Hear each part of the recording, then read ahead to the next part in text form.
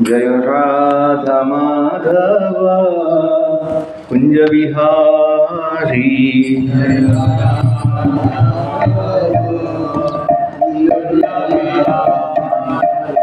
जय राधा माधव कुंज बिहारी।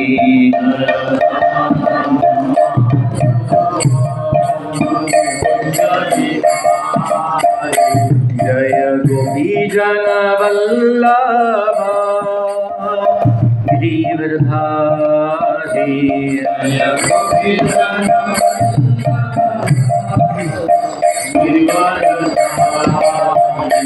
जय गोपी जन वल्लभा गिरिवरधारी।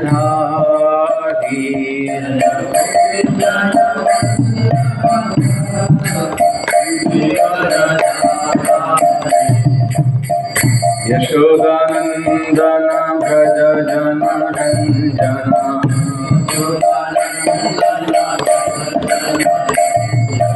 यशोदानंदन व्रज जन रंजन।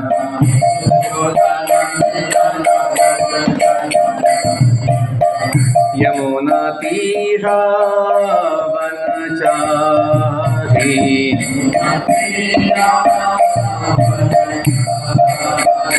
यमुना तीरा वनचारी।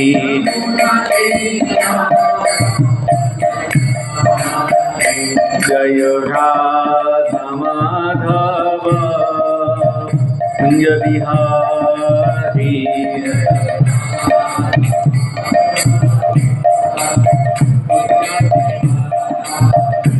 जय राधा माधव कुंज बिहारी।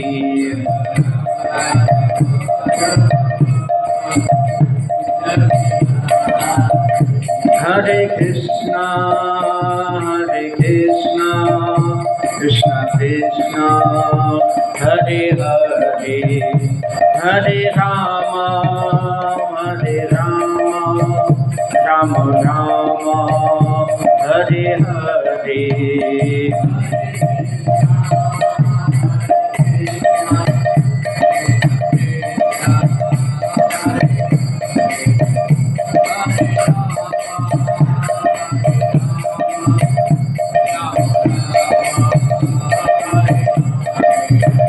जय राधा गिरिधारी राधा गिरिधारी श्री राधे।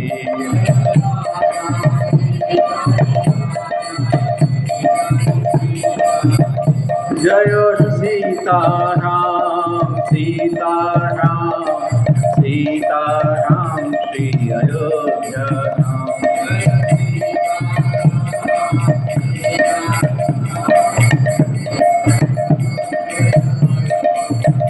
जय कृष्ण बलराम जय वृंदावन राम।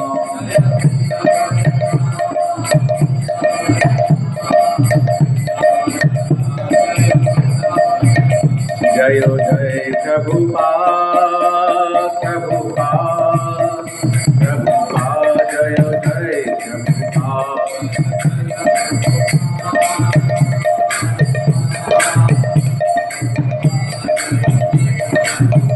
जय जय गुरुदेव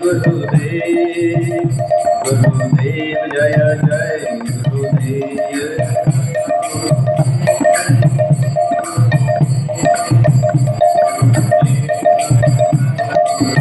निताई गौर हरि बोल निताई गौर हरि बोल।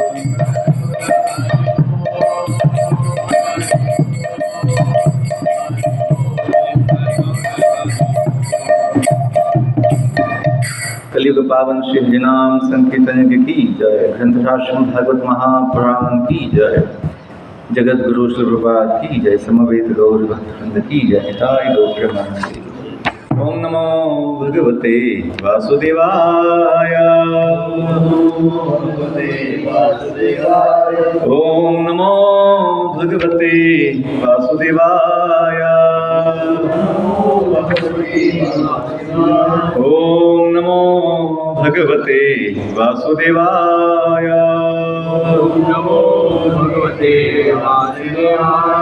नारायणं नमस्कृत्य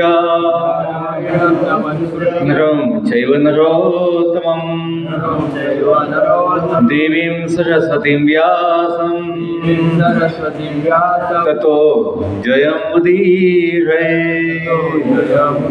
नष्टप्रायेषु भद्रेषु नित्यं भागवत सेवया भगवती उत्तमश्लोके भक्तिर्भवति नैष्टिकी। कृष्णाय वासुदेवाय देवकी नंदनाय च नन्दगोपकुमाराय गोविन्दाय नमो नमः। गोविन्दाय नमो नमः।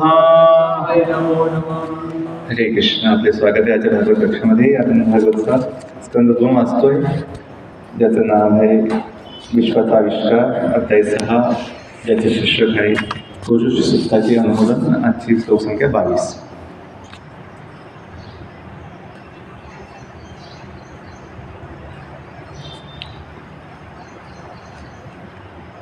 यस्मादण्डं विराट जज्ञे यस्मादण्डं विराट जज्ञे भूतेन्द्रिय गुणात्मकः भूतेन्द्रिय गुणात्मकः तद्द्रव्यमत्यगाद् विश्वम् तद्द्रव्यम् अत्यगाद् विश्वम् गोपी सूर्य इवातपन् यस्मादण्डं विराट जज्ञे भूतेन्द्रिय गुणात्मकः तद्द्रव्यम् अत्यगाद् विश्वम् गोपी सूर्य इवातपन्। यस्मादण्डं विराट जज्ञे यस्मादण्डं विराट जज्ञे भूतेन्द्रिय गुणात्मकः भूतेन्द्रिय गुणात्मकः तद्द्रव्यमत्यगाद् विश्वम् गोपी सूर्य इवात्मकः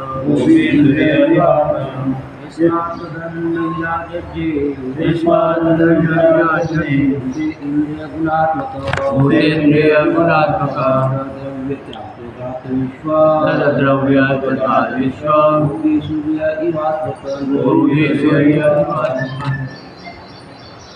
मत यस्मादण्डं विराट जज्ञे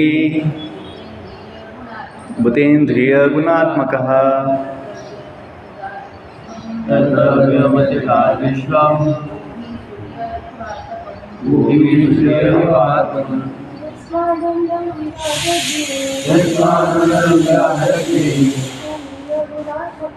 भूतेन्द्रिय गुणात्मकः तद्द्रव्यमत्यगाद् विश्वम् गोपी सूर्य इवात्मकः। शब्दार्थ यस्मात् ज्यांच्यापासून अंडम ब्रह्मांडे विराट आणि महाकाय विराट रूप जग्गे प्रकट झाले भूतो तत्वे इंद्रिये गुणात्मकः गुणात्मक तद्द्रव्यम ब्रह्मांडे आणि विराट रूप आदी अत्यगात पार केले आहे विश्वम सर्व विश्वे गोभी आपल्या किरणांनी सूर्य इव प्रमाणे आतपन किरण आणि उष्णता प्रसारित केल्याप्रमाणे।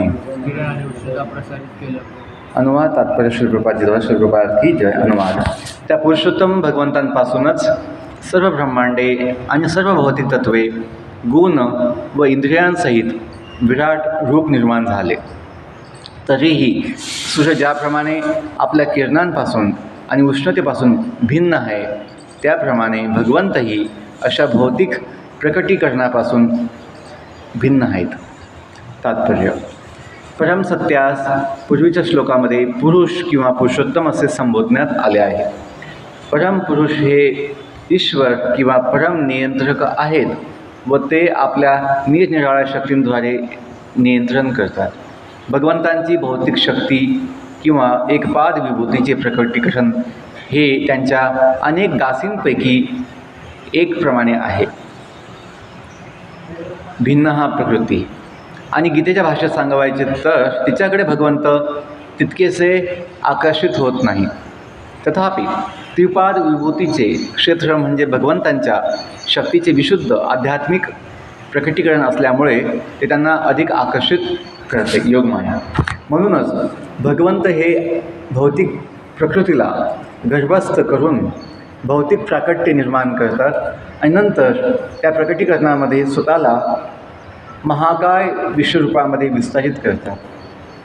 अर्जुनाला दाखवण्यात आलेले विश्वरूप हे काही भगवंतांचे मूळ स्वरूप नाही.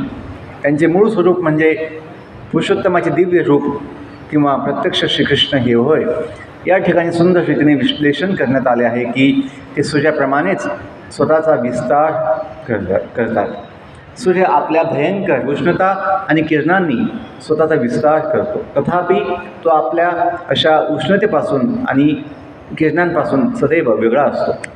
निराकारवाद्याला भगवान श्रीकृष्ण या वास्तविक दिव्य शाश्वत भगवत रूपाचे ज्ञान नसल्यामुळे तो त्यांच्या केवळ किरणांनाच महत्त्व देतो, प्रकाशाला महत्त्व देतो, ब्रह्मज्योती. म्हणून द्विभुज वेणुधारी श्रीकृष्णांचे परमश्रेष्ठ साकार रूप हे केवळ महाकाय विश्वरूपाचीच संकल्पना जाणू शकणाऱ्या निराकारवाद्याला भ्रमित करते. परंतु त्यांनी जाणले पाहिजे की सूर्यकिरण सूर्यापेक्षा दुय्यम आहे, गौण आहे.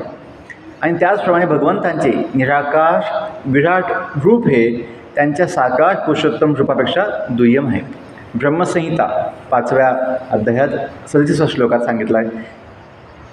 आनंद चिन्मय रस प्रतिभाभाविताभिस ताभिरेव निरूपतया कलाभि गोलोक एव निवसति अखिलात्मभूतो गोविंदमादिपुरुषं तमहं भजामि. स्वतःच्या अंगकांतीने प्रत्येकाच्या इंद्रियांमध्ये चैतन्य निर्माण करणारे आदिपुरुष भगवान श्री गोविंद आपल्या गोलोक नामक दिव्यधामामध्ये वास करतात. तथापि ते सुखदायी आध्यात्मिक किरणांच्या विस्ताराद्वारे आपल्या सृष्टीच्या प्रत्येक कानाकोपऱ्यात कणाकणात उपस्थित आहेत आणि हे किरण त्यांच्या वैयक्तिक लादनी शक्तीच्या समान आहेत. यास्तव आपल्या अचिंत्य शक्तीने ते एकाच वेळी साकार आणि निराकारही आहेत किंवा भौतिक आणि आध्यात्मिक प्रकट्याच्या वैविध्यामध्ये परिपूर्ण एकत्व प्रकट करणारे असे ते एकमेव अद्वितीय आहेत. ते अस्तित्वातील सर्वांपासून भिन्न आहेत आणि तरी त्यांच्यापासून काहीही भिन्न नाही. ओमज्ञानतिमिरन्धस्य ज्ञानाञ्जनशलाकया चक्षुरुन्मिलितं येन तस्मै श्रीगुरुवे नमः. नमो विष्णुपदाय कृष्णप्रेष्ठाय भूतले श्रीमते भक्तिवेदान्त स्वामिनिति नामिने. नमस्ते सरस्वती देवी गौरवाणी प्रचारिणे निर्विशेष शून्यवादी पाश्चात्यदेशतारिणे वाञ्छाकल्पतरुभ्यश्च कृपा सिन्धुभ्येव च पतितानां पावनेभ्यो वैष्णवेभ्यो नमो नमः. जय श्री कृष्ण चैतन्य प्रभु नित्यानंद श्री अद्वैत गदाधर श्रीवासादि गौरवृंद. हरे कृष्णा कृष्णा कृष्णा हरे हरे हरे राम राम राम हरे हरे. हरे कृष्ण. पुन्हा शब्द स्वागत आहे आजच्या कक्षेमध्ये. तर सुंदर श्लोक आहे. ब्रह्मदेव सांगतायत नारद मुनींना की त्या पुरुषोत्तम भगवंतापासूनच सर्व अनंत कोटी ब्रह्मांडे आणि सर्व भौतिक तत्वे जसे पंचमहाभूत आहे, गुण 3 गुण जे आहेत तमोगुण रजगुण सत्वगुण व इंद्रिय जे 5 इंद्रिय आहेत, मन पण आहे 6वं इंद्रिय आणि हे विराट रूप जे अनंत आहे निर्माण झालं आहे. तरीही सूर्य ज्याप्रमाणे आपल्या किरणांपासून आणि उष्णतेपासून भिन्न आहे त्याप्रमाणे भगवंतही अशा भौतिक जगतापासून भिन्न आहेत. अनेक वेळेस लोकांना प्रश्न पडतो की भगवंत कुठे आहे, भगवंत असतो का, भगवंत कोणी बघितला आहे का. त्यांना हे समजलं पाहिजे की जसं प्रत्येक कुटुंबाचा एक कोणी स्वामी आहे, प्रमुख आहे की नाही. प्रत्येक कुटुंबाचा एक प्रमुख असतो, कुटुंब प्रमुख. त्याची जबाबदारी असते कुटुंबाची, आपल्या घराची, आपल्या दुकानाची, आपल्या व्यवसायाची, शेतीची, जागेची. त्याची जबाबदारी असते आणि तो मालक असतो तिथे, आणि त्याचा तिथे ताबा असतो, त्याचा अधिकार आणि नियंत्रण असतं.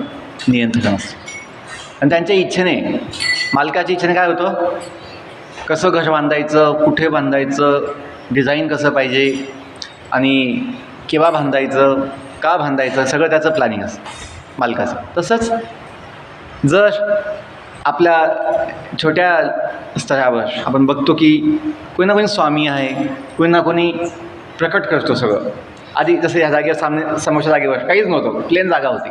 आज तिथे एक मोठं घर उभं होऊन गेलेलं आहे. तर हे कशामुळे, कोणी इच्छा केली, त्याचा कोणी मालक आहे, त्यांनी इच्छा केली की मला बनवायचं आहे, त्याचा काही हेतू आहे, म्हणून ते प्रकट झालं आहे. तसंच हे अनंत विश्व जे आहे, कुणीतरी इच्छा केली आणि त्यांचा काही हेतू आहे, त्यांचं काही योजना आहे, म्हणून ते प्रकट झालेलं आहे. आणि ते काही काळासाठी आहे. जसं हे घरसुद्धा कायमसाठी टिकू शकत नाही, तसं ब्रह्मांडसुद्धा भौतिक तत्त्व असल्यामुळे कायमसाठी टिकू शकत नाही.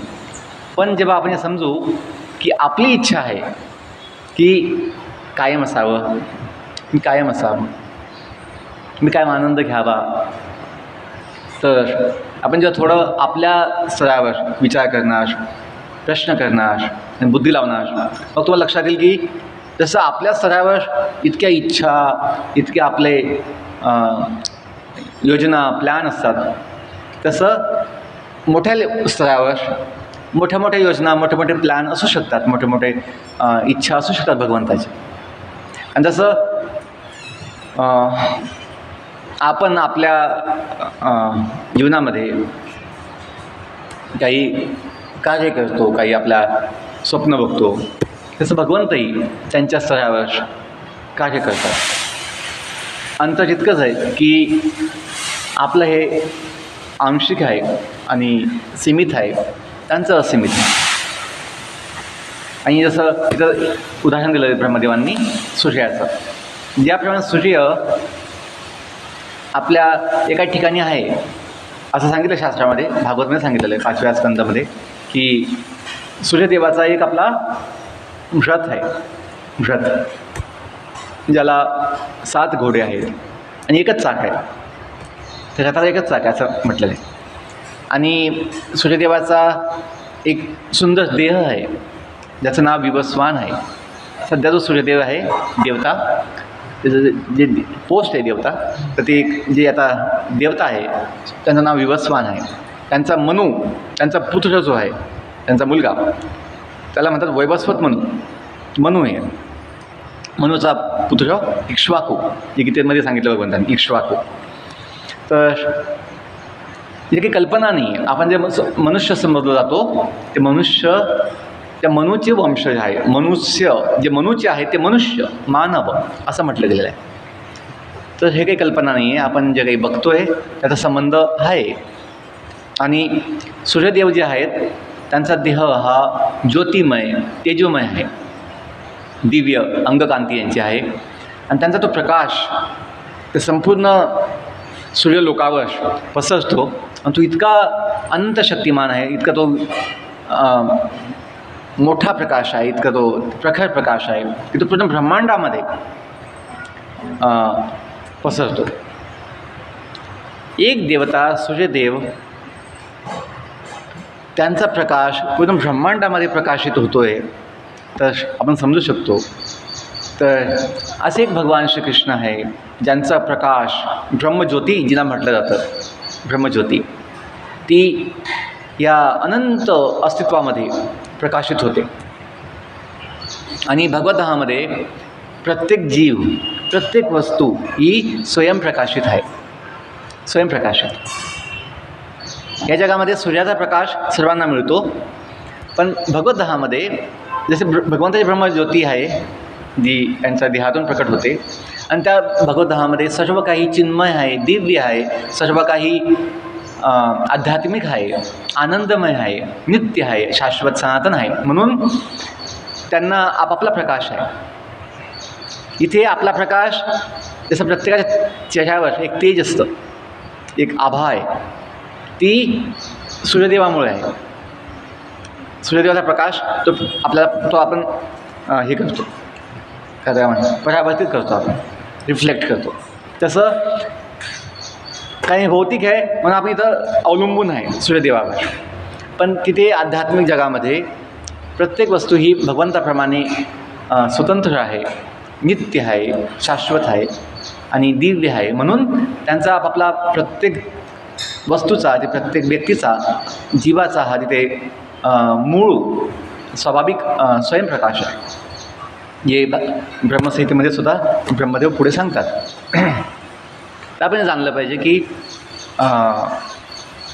मी अनेक वेळा बोललो आहे की आपण जे कुणी आहोत, आपलं जे ओळख आहे, आपलं जे काही अस्तित्व आहे, ते त्याला आपण आत्मा म्हणतो, जीव म्हणतो. आणि हा आत्मा ज्याचा आहे परमनंट, त्याला आपण भगवंत म्हणतो. कुणी तर असलं पाहिजे आपलं परमनंट, आणि आपली एक जागा परमनंट असली पाहिजे, त्याला आपण भगवद्धाम म्हणतो. ते कल्पना नाही आहे, जिथून आपण आलेलो आहे या जगामध्ये. इथं सत्य आहे की आपण आलेलो आहे जगामध्ये, मग आपण जिथून आलेलो आहे त्याला भगवद्धाम म्हणतात. आणि जे आपलं मूळ ठिकाण, परमनंट स्थान आहे, त्याला भगवद्धाम म्हणतात. तर अशा थोड्याशा आपण साध्या गोष्टी समजून घेतल्या तर निश्चितपणे आपल्याला भक्ती ही अतिशय सोपी आणि साधी होईल, सहज होईल. की आपल्याला कधीही असं मनामध्ये संशय किंवा शंका आणि काही समस्या राहणार नाही. तुम्हाला आपलं घर, आपलं कुटुंब, आपलं जीवन, आपलं व्यवसाय आणि भक्ती सर्व काही एकसारखं होऊन जाईल. हे नाही की घर वेगळं, मंदिर वेगळं, व्यवसाय वेगळा, भक्ती वेगळी, असं नाही. जोपर्यंत असं वेगवेगळं आपण बघू, मग मनामध्ये कायम समस्या येतात, संशय किंवा ते म्हणतात ना द्विधा येते, द्वंद्व येतं. पण जेव्हा आपण सर्व काही भगवंतांचं आहे, सर्व काही आपणसुद्धा त्याचे आहोत, आपलं अस्तित्व काही वेगळं नाही आहे, त्याच्यामुळे आहे, आणि तो सर्व काही त्याचा आहे. मग आणि त्याचा स्वभाव आहे, प्रत्येक गोष्टीचा गुणधर्म आहे, तो कधी बदलूच शकत नाही. काहींना असा प्रश्न पडतो की तोच का भगवंत, मी का नाही, असं का प्रश्न पडतो. आपण हे समजून घेत नाही की आपण जे काही आहोत ते सुद्धा भगवंतापासून वेगळे नाही आहोत. म्हणून असं दुःख होण्याची आवश्यकता नाही किंवा द्वेष होण्याची आवश्यकता नाही. तेच का भगवंत, मी का नाही, असं होण्याची आवश्यकता नाही. जसं लहान बाळाला आवश्यकता नाही विचार करण्याची, माझा पप्पाच का पप्पा, मी का पप्पा नाही. लहान बाळाला आनंद असतो की माझे पप्पा किती चांगले आहेत आणि हेच माझे कायम पप्पा असावेत, माझे बाबा असावेत कायमसाठी. का माझे ना, ते माझे पप्पा आहे, माझे बाबा आहे. मग तो आनंद जो आहे त्याच्यामुळे दुसरी इच्छा याचं कामच नाही आहे. पण जेव्हा कोणी वेगळं समजतो, संबंध वेगळा समजतो, आपला संबंध एक नाही समजत, मग अशी इच्छा येतात मनामध्ये, ते का, मी का नाही. तर मी असं समजलो की आपल्या आचार्यांनी सांगितलं आहे, आपण जेव्हा समजू की ह्या जगात जे काही आहे ते सगळं त्याचं आहे, किंवा जे काही आहे ते सगळं त्याचंच शक्ती आहे, त्याचंच तोच आहे सगळं काही. त्याच्यामुळे हे मनात आणण्याचा, संशयाचा प्रश्न नाही आहे की तो आहे का, काहीतरी आहे तोच भगवंत आहे, कोणीतरी आहे तोच भगवंत आहे, आणि ज्याच्यामुळे आहे तोच भगवंत आहे. हे जे इथं म्हटलेलं आहे प्रभुपादांच्या तात्पर्यामध्ये की जे विराट रूप आहे ते काल्पनिक आहे. म्हणजे असं कल्पना केलेली आहे, भगवंताचं कधी अनंत रूप आहे असं दाखवण्यासाठी असं कल्पना केलेली आहे की सत्यलोक जे आहे भगवंताचं काय आहे, माथा आहे, सत्यलोक, ब्रह्मलोक. आणि जे पाताल लोक आहे ते भगवंताचे चरण म्हटले गेलेले आहे, चरणाच्या स्थायी म्हटले गेले आहे. जे सर्व इथे वृक्ष आहे ते भगवंताच्या देहावर काय म्हटलं गेलेलं आहे, केस. जे पर्वत आहे त्यांना काय म्हटलेलं आहे, हाडं म्हटलं गेलेलं आहे. आणि जे नद्या आहे ब्रह्मांडामध्ये त्यांना काय म्हटलं गेलेलं आहे, नाड्या. ज्यात रक्तवाहिन्या. तर अशी कल्पना केलेली आहे. असं भगवंताचा देह काही असं भौतिक नाही आहे. भगवंताचा देह सुंदर दिव्य आध्यात्मिक आहे. गोविंद मारी भूषण असा दिव्य आहे, द्विभुज श्याम सुंदर रूप आहे. फक्त एक कल्पना केलेली की भगवंताचं रूप किती अनंत आणि मोठं विशेष आहे. खूप धन्यवाद. हरे कृष्णा कृष्ण कृष्ण हरे हरे, हरे राम राम राम हरे. धनराष्ट्र भागवत महापुराण की जगद्गुरु श्री प्रभुपाद की जय. संवेद गौर भक्त की जय. निताय गौ प्रेमानंदे. हरे हरे. हरे कृष्णा.